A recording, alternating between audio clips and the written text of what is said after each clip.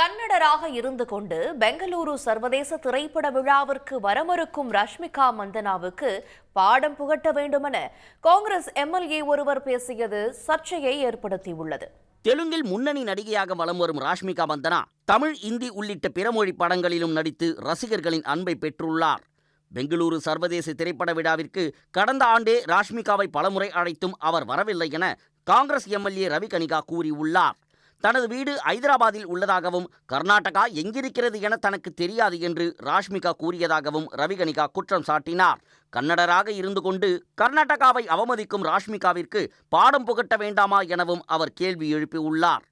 Last 2 days before, Priyanka Mohan, she came from Chennai to Bangalore.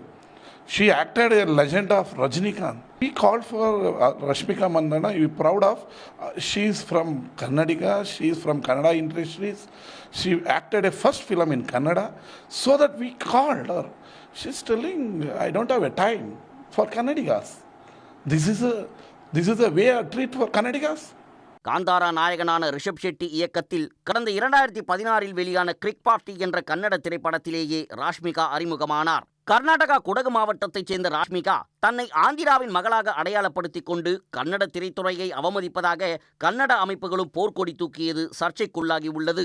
Ravi கனிகாவின் கருத்தை குறிப்பிட்டு X தளத்தில் பதிவிட்டுள்ள ஒன்றிய இணையமைச்சர் ராஜீவ் சந்திரசேகர் காங்கிரஸ் குண்டர் கலாச்சாரத்திற்கு எடுத்துக்காட்டு என விமர்சித்துள்ளார்.